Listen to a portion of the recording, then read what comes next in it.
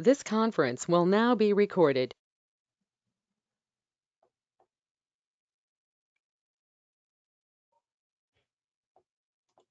This conference will now be recorded. Okay, sorry for the, like I said, the technical malfeasance, and let us get started. So Pesach, Haba Aleinu L'Tova, coming Breaking up again at this end, Rabbi. up. Breaking up is so very hard to do, you know that. I understand. Not with my computer skills. Let me see. If I move this here, is that better in terms of the audio? Yes. That's good. Okay. All right. So let me keep that like this and do a little gymnastics over here. Okay. So Pesach, Matzah, Chametz. Let's try to understand what this is all about. So the very first source is from Rav Dessa Michtav Meliyahu. And here he's expressing a theme that he expresses throughout, which is that the Jewish calendar is not a linear calendar. Jewish history is not starting at one point and stretching out over time. Rather, it is cycles that we revisit every year. It's almost like this spiritual epcot where you go into the pavilion, and when you enter the pavilion, it's as if you're in England, it's if you're in Sweden, it's as if you're in Denmark. Each one, we enter that zone. And Pesach is Zman Chayruteinu. It is the time of our freedom, and we enter into that zone. This is a very unique spiritual opportunity that is given l'chol nefesh Yisroel b'zmanahu, given to every Jewish person at this time. We enter this pavilion, and we've mentioned before the reason why we have to adjust our lunar calendar in order to fit with the seasons. Yes, Steve. Rabbi, it seems as if you're clear when you sit up straight and talk, but when you bend over, we can't hear you. Oh boy, this is very finicky. All right, sound like my parents. Sit straight. Okay, is this better? Yeah, this is good. Okay, so that's how we'll go with it. So it is this unique spiritual opportunity we mentioned that we follow our lunar calendar must adjust to the solar seasons. That's why just this past year we added in the second month of Adar to make sure that Pesach comes out in the springtime and not in the winter, because the physical of the world is the physical world is a representation, a manifestation of what's going on in a spiritual sense. And therefore, since this is this time of rebirth, this time of freedom, that manifests itself with the world coming to life and the springtime. So this time of year, Pesach time, is not only a commemoration and celebration of a historical event. Rather, this time every year is a spiritually auspicious and opportune time to fight for the freedom of our souls. Because thank God, we are all physically free. None of us are oppressed in slavery. But at the same time, there is a freedom that each of us need to obtain and that each of us actually crave. Because our freedom is our ability to make free-willed moral choices. We have what's called a Yetzer HaTov, an inclination to do good, and a Yetzer Hara, and an inclination to do things that are somewhat ill-advised, negative, unproductive. And the goal of life is for us to be in control and to follow that Yetzer Tov and to minimize the control the Yetzer Hara has over us. And therefore, we must, well, for Pesach, that connects to our search for the chametz.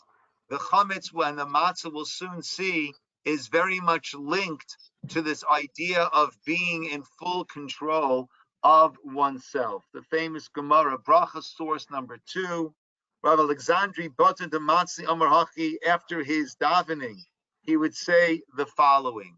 And the Gemara there in Brachos goes through a whole list of personal prayers that different sages had implemented that they would say after their Amida. We, of course, have instituted one of those, and that's the Elokai Nitzur Lashoni Meira that we say after our daily Shmona Esrei. And other of these supplications that are mentioned there in Brachos have been instituted in different times of our davening. But his prayer was Ribono Shalom, Master, Ribono Olamim, Master of the universe. Galoi v'du fanecha. It is revealed and known to you. Sheritzonenu la'asot ritzoncha. We want to do your will.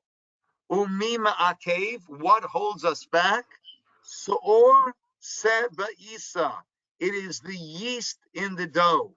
The shibud malchiut, and also the fact that we are under the control of foreign societies, foreign governments, foreign cultures. Yehi ratzon l'fanecha, may be the will before you. Shetatzilenu miyadam, save us from their hand. V'nashuv la'asot chukei ritzonecha b'levav shalem, and we will do the laws of your will with a perfect heart.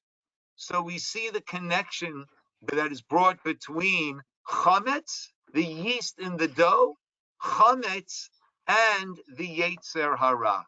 So let us see what is this connection. The Sefer Achinuch, which is an incredible sefer written by a father, going through all the mitzvos so his son would be able to go through. It goes through according to the order of the parshiot, each of the mitzvot, and he explains that when we distance ourselves from the chametz, the chametz comes about from waiting, laziness, a lack of alacrity. So getting rid of that, make korvenu from our midst, then we will bring that as an example to acquire the attribute of zurizut, of alacrity, enthusiasm, v'hakalut, lightness, v'hamehirut, and speed. B'maseh Hashem Baruch Hu. The chametz comes about as a result of doing nothing, letting it sit. The matzah, in order for it to be matzah and not chametz, you have to constantly work on it, right? The 18 minutes that we're familiar with, the 18 minutes cannot elapse from the time that the flour mixes with the water. But even so, even during those 18 minutes, we're constantly working on that dough to ensuring it does not rise. This is what Chazal say, have a kal kanesher, be as light as an eagle, v'ratz ketzvi, bold as a leopard, askan amer, it's not mentioned in Hebrew, ratz ketzvi, run like a deer, gibor kari, and powerful like a lion, lasot ritzon avicha sheba shamayim, to do the will of your Father in heaven. So chametz represents the opposite of all that. Chametz represents just doing nothing. This laziness, this just waiting and letting things happen. I know Rabbi Sachs, Zechron Livracha, writes about how he once visited the Lubavitcher Rebbe of blessed memory, and the way that he phrased it when the Lubavitcher Rebbe asked him, "Where are you?" He said, "Circumstances have it that I am in," I think it was Cambridge, wherever he was. And the Lubavitcher Rebbe said, "There's no circumstances have it. Things don't just happen. Make it happen. You're there for a reason. If that's where you are, that's where you're meant to be, and make things happen." not this laissez-faire attitude about life. This is when Rabbi Sachs was not yet Rabbi Sachs and was just a young man, right? And chametz is this laissez-faire, and getting rid of the chametz is meant to instill in us this idea of take the bull by the horns and get things moving. Alacrity, zerizus, strength, lightness, speed, getting things done. To take also further and source is, as it says there in source number 4, chametz is inflated, full of itself. The seor lifts itself up. The yeast lifts itself up. That represents arrogance. And therefore we have to distance ourselves. Lirmos to show, ki toavat Hashem kol gava lek. Those who have this haughtiness, this arrogance. Basically, what is the difference between the chametz and the matzah? Basically, hot air. That's what it is. It's hot air that fills itself up and causes that dough to rise. That is this arrogance of I know, and we have the expression, he or she is full of hot air. And that is this arrogance of feeling that I'm all right, and anyone else, I'm finding the faults in others, as opposed to looking searchingly and honestly at ourselves and seeing the areas that we have which need some improvement and looking to improve. So the chametz is laziness. The chametz is also arrogance. In Pesach Kron, in his classic series of books about the Maggid speaks, the Maggid's journey, the table of the Maggid, he's got a whole slew. He tells a story of a young Yerushalmi. Now, the Yerushalmi custom, starting from the 1700s, when these Yidden Jews first came to Israel, is they wear a shtreimel, and at the wedding they toss rice, they toss grains at the chassan and kala, at the groom and bride. They didn't do that at my son's wedding. He wasn't wearing a shtreimel either. But soon after his wedding, he got married. And he's sitting at his in-laws' house about to eat the soup on Pesach. And he sees a kernel of grain swimming around in the soup. And he can't believe this. What type of family did I marry into over here? There's grain in the soup on Pesach. This is crazy. And he basically didn't eat the rest of the meal. And the next morning he went to Rav Shmuel Salant Zatzal, who was the sainted Rav of Yerushalayim. And he told him, he said, I think I made a terrible mistake. I don't know what type of family I married into. In the soup there was grain floating around. And Rav Shmuel Salant said, take off your shtreimel. Took off the shtreimel, he turned it over, he shook it, and out fell all these kernels of grain. So the moral of the story is, first check your own shtreimel before you point at anyone else, right? But the chametz is the idea of this gava, this haughtiness, this being full of oneself, full of hot air, and only seeing faults in others and not recognizing the fault in oneself. Another level of this is from the classic book, Gateway to Judaism, that I always point out. This is a book that all those in the conversion process need to read. And if all Jews would read this, if all Jews would read all the things that those converting need to study, we would be a very different nation. And there he compares it to idolatry to a certain degree. The essence of idolatry, he writes in source number 5, is that it takes something insignificant with no independent existence and inflates its importance out of all proportion to its true value. Whether a person looks at a force of nature or a piece of wood and calls it a god, or considers himself the ultimate reality independent of God, it is all different forms of idolatry. This idea is represented by chametz, which is basically inflated matzah. So when you take something and you lend it importance beyond its own value, that is what idolatry is. Not recognizing that all these different forces that people used to worship are simply expressions of God's powers. We discussed last time we met, David, of Elohim, of all of God's different powers, right? But giving it importance. So chametz and getting rid of the chametz, it's not simply getting rid of the chametz, but it's meant to be something that we look at ourselves and see what aspects of chametz do I contain, whether it might be a certain degree of laziness or a certain degree of arrogance or a certain degree of misplaced priorities and misplaced importance. These are the things that we are supposed to be focusing on as we are actually getting rid of all of the chametz. So it's not just simply getting rid of the chametz, but we're supposed to be thinking about what that is meant to be for us.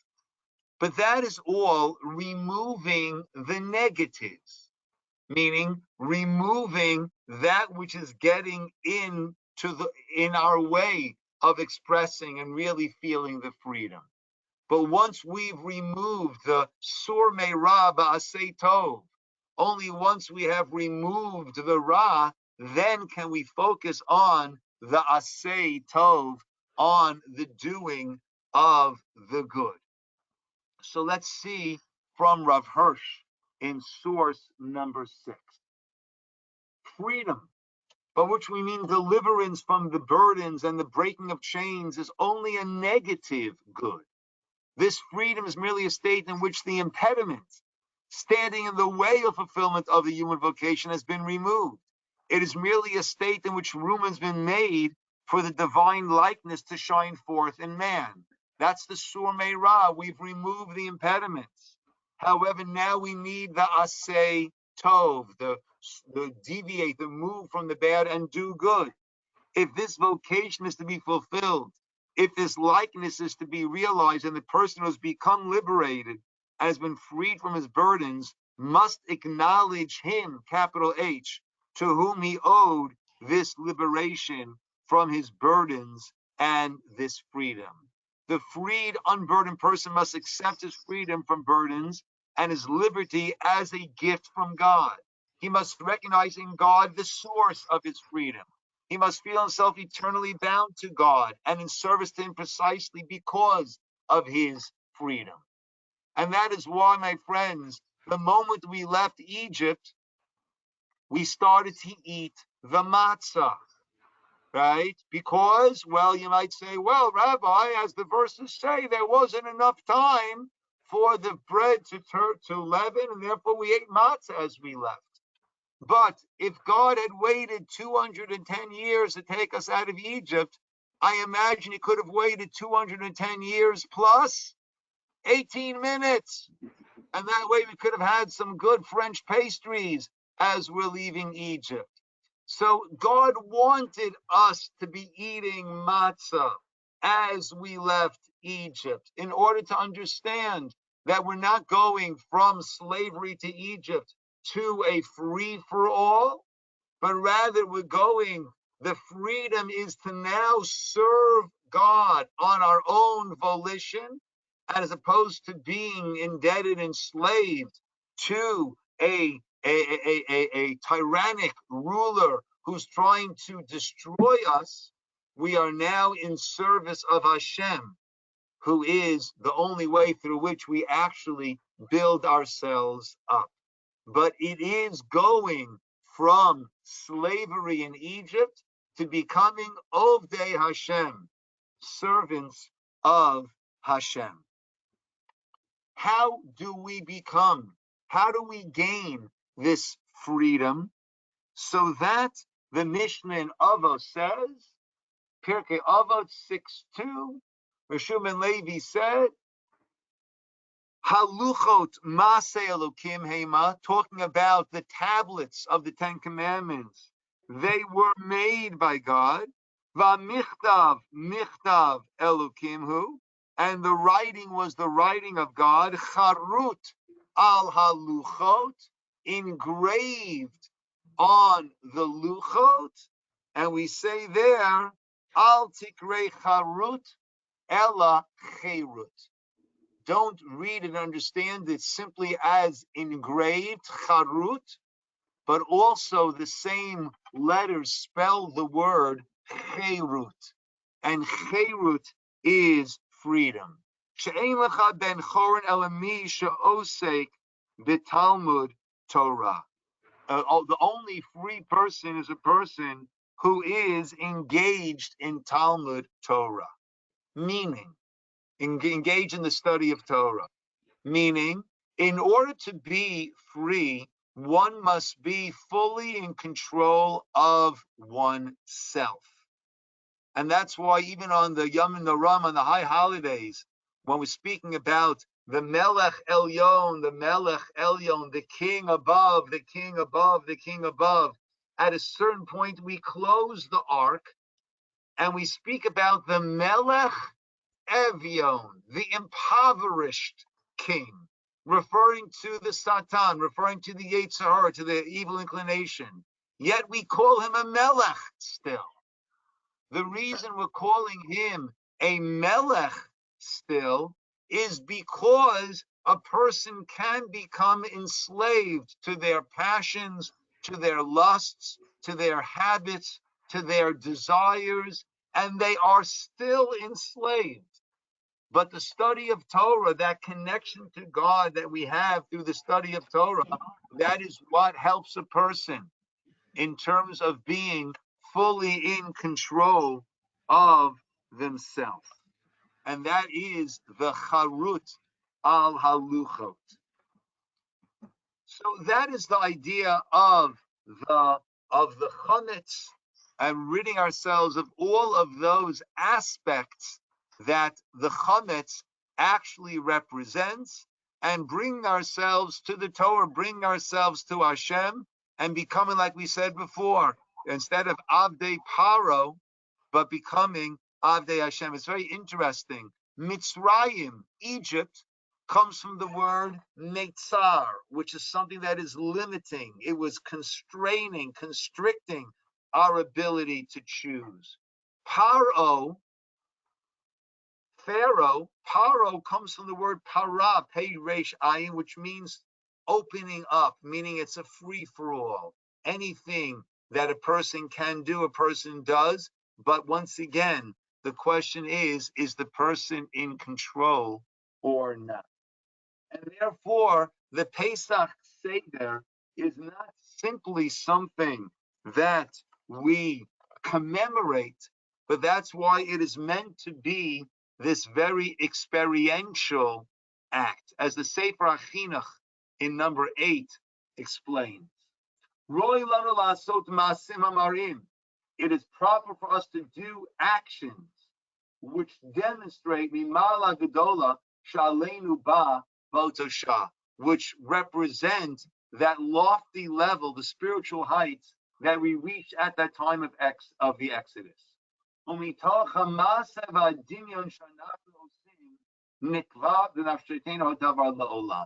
This is one of the classic ideas of the Sefer HaChinuch. Through actions and symbols, the experience is imprinted onto our consciousness. You might ask, why did God need to command all these actions and mitzvos? We do so many things, certainly on Pesach and the night of Pesach, but actually all year round, we do so many things that are all zecher liyetziat Mitzrayim, all in order to remember the Exodus from Egypt. Wouldn't it be enough just to think about it once a year to ensure that it's not forgotten? It will not be forgotten from the mouths of our children. And this is the concept I mentioned before that he mentions often. And this is really something that's very basic that I speak about often also. And that is, we can't just think. We are physical people, physical beings in a physical world. We need to do. We do our beliefs. We don't just think our beliefs. And through that, as we make in our bracha, asher kiddishanu b'mitzvotav, we become sanctified in our mitzvot. It changes us. We need to do our beliefs. Shabbos, we do our belief of Shabbos by not doing the work, not doing malacha, not doing the creative activities, and by making our kiddush and havdalah. And by that, we do our belief in God as a creator. And so too over here, we have to do our beliefs. To answer this point, to understand that a person, Adam nif'al kafi pu'ulotav, is his classic line. A person is acted upon by one's actions. In English, affected and shaped by actions. Adam nif'al kafi pu'ulotav. A person's thoughts and feelings follow after the actions, either for good or for bad. I think it was the Stanford experiment. There's a whole movie about this that was done back in the 60s or 70s of a professor who actually had the students divided up, and some became guards and some became prisoners. And actually, this is like a psychology course, to see how the actions actually affect our thinking. And they had to pull the plug on the study early because it was getting dangerous. The students who were the guards were acting in a very, very violent, controlling manner. And the students who were the prisoners, it was affecting their psyche. It became very dangerous for them. And he gives an example. For example, of a complete Rosh Gomer, a complete degenerate, will inspire himself and exert himself to study Torah for mitzvot, even for the wrong reasons, honor, prestige, he will begin to change in a positive direction. His Yetzer Hara will become weakened, influenced by the positive actions. And on the other hand, if a completely righteous and upstanding person who exerts himself in Torah mitzvot will occupy himself with negativity and impurity all day long, if someone forced him to do it, he's forced to become an executioner, and he has to kill people all day long. At some point, he will turn into a degenerate. For even the strongest person is affected by one's actions. Adam nif'al kafi pu'ulotav. A person is acted upon by our actions. Once you know this, don't ask this question any further. Or the riboy mitzvot, all these mitzvot that we have, the inyan zechirat, when it comes to remembering the nisei mitzrayim, the miracles of Egypt, shehem amud gadol b'toratenu, which is such a pillar of our Torah. Ki birabot askenu bahem nitpael el hadavar. It's only by our actively getting involved in that is how we are affected. We have to do. And as we mentioned before, Shabbos is our belief in God as a creator. The holidays are a belief, show our belief in God's involvement in the world, in the destiny of the world, shaping and guiding. And that is why it's not just enough for us to think about it, to meditate about it, to go onto a mountaintop and go into a trance. We have to do it. And that is why that Pesach Seder is so experiential. We have to lean, even though for me personally, it's not very royal. I don't feel very comfortable when I'm leaning, but we have to do that haseba. We lean left, we do that haseba as we are to force ourselves to put ourselves back. Ki'ilu, as we say in the Agada, that a person has to feel as if we ourselves have left Egypt. Sorry, I didn't scroll down when I needed to. That is why we have to be actively involved. Now, Rabbi Taitz, and we'll conclude with this, gives us, this is his book, Living Inspired. which is an incredible, incredible book. And it goes through the different aspects of the mitzvos and the holidays. And he goes there with a pattern that we all go through. And at times we become a little bit disillusioned and discouraged.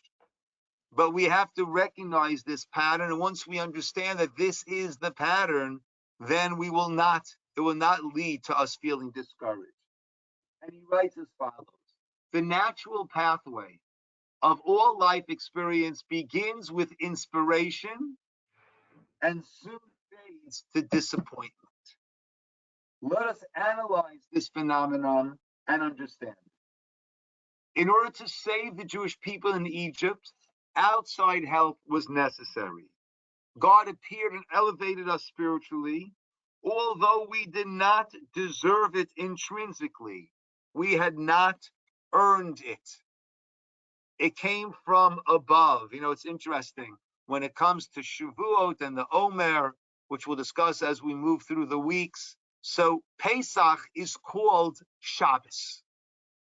Of all the holidays, Pesach is called Shabbos. And this led to the Tzedukim that we're supposed to start counting the Omer, Mimacharat HaShabbat, the day after the Shabbat. And our sages prove that Shabbat is referring to Pesach. They take it literally. Oh, you have to start counting on Sunday. But our sages understood, and they prove it, that Shabbat is a reference to Pesach. But why would Pesach be referred to as Shabbat? Well, Shabbat is something that we did not create. We did not earn it. It was given to us. And Pesach, of all the holidays, also was the start that we did not deserve it intrinsically. We had not earned it. But once saved, once inspired, once made conscious of our higher reality, the price must be paid.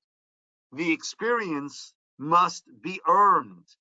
And in working to earn the level which was previously given artificially, one acquires that level genuinely. Instead of being shown a spiritual level, one becomes it. So at first it's given to us as a gift, as a burst, but then we have to make it our own. So that burst of inspiration is taken back, and now we have to earn it. And that is a secret of life, he writes. A person is inspired artificially at the beginning of any phase of life, but to acquire the depth of personality which is demanded of us, God removes the inspiration. The danger is when that happens, a person feels apathy and depression. And this is what everyone goes through. When a person becomes a Baal Teshuvah, at first you're flying. And then it's not quite as uplifting, as inspiring, and it gets harder. And every step of the way, whether the one's a Baal Teshuvah or Baalei Teshuvah, we all go through these cycles of being more inspired, and then I'm not quite feeling it the way that I used to. The danger is apathy and depression. The challenge is to fight back to the point of inspiration, and in doing so, build it permanently into one's character. The plagues in Egypt, the splitting of the sea, are dazzling beyond description. But then God puts us in the desert and challenges us to fight through to Sinai. In Egypt, he demonstrates destruction of 10 levels of evil while we watch passively. In the desert, he brings 10 levels of evil to bear against us and challenges us to destroy them. This idea recurs everywhere. Remember when I went to yeshiva post high school and I started to actually be serious about my studying. And there was a point where I was flying, and then it started to get very hard. I started to lose my motivation.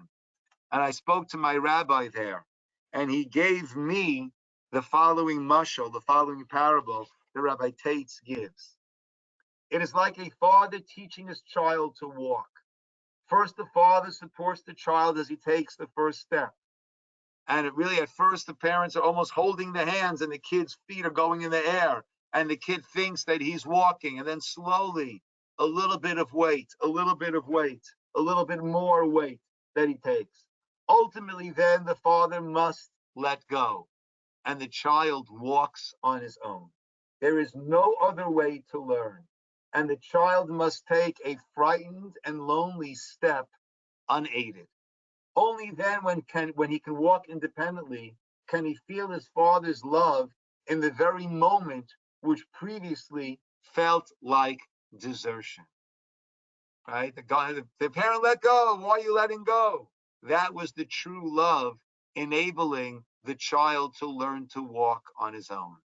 And that happened with us nationally, as a nation, all the miracles in Egypt, and then in the Midbar, we needed to acquire it ourselves. And that's what each of us go through in our own lifetime, many, many times. This time of inspiration that is gifted to us, then that gift of inspiration is withdrawn, and then we recreate it, we rebuild it on our own, and that way it becomes a part of ourselves. Unfortunately, most people do not know this secret. First comes a phase of unreal positivity, a charge of energy, and then life challenges one to climb back to real achievement and to do that independently, and then that becomes yours. So certainly something to think about at the Pesach Seder, and perhaps to share with others at the Pesach Seder, is this cycle that came about at Pesach time, by the time of the Exodus. And that's why, like I said before, Pesach is uniquely referred to as a Shabbos. It was gifted. It's called Mila'ela, from above. Itaruta Mila'ela, this inspiration that came from above. And then we need to respond with the Itaruta Dilatata, with that inspiration and that energy that comes from down below. But the only way that we can get to that is through the steps that we mentioned, that we need that energy, we need that alacrity, that willingness to roll up our sleeves. We need the humility as opposed to the arrogance, the humility to say, I can do more, I can do better, and to connect ourselves to that cherut, that true freedom, which is what the Torah gives us. And this is a teaching we have throughout. A gibor, a powerful person, is not one who controls others, but rather a kofeshet Yisroel, one who controls oneself. And it is our connection to Hashem, connection to Torah, that gives us this ability to be in control. That is the true cherus, the true freedom that we look to acquire during this Zman Cherutenu, as we enter into this pavilion, this station of Zman Cherutenu, the time of our freedom, Zman Geulatenu, the time of our redemption. Yasher koach, everybody. Once again, I apologize for the technical difficulties that we started with. Anybody, please feel free to pipe up. If I can hear you, I'd love to hear you. Better technical difficulties than spiritual ones. Thanks, Rabbi. Good class. Are these notes online? I will email them to you right now, Thank Cheryl. you. Sorry, I got a bunch of phone calls and I did not email them out prior to the class like I usually try to. They're incredible. Thank you. I will send it to you right now. Thank you. Right, Take care, Ken everybody. also likes to Bye-bye. get it, and anyone else are happy to send it. Okay, Yes. my friend. Good seeing you. And Welcome back. thank you very much. Thank you. Okay, and good Shabbos. Look forward to seeing you over Shabbos. Amen.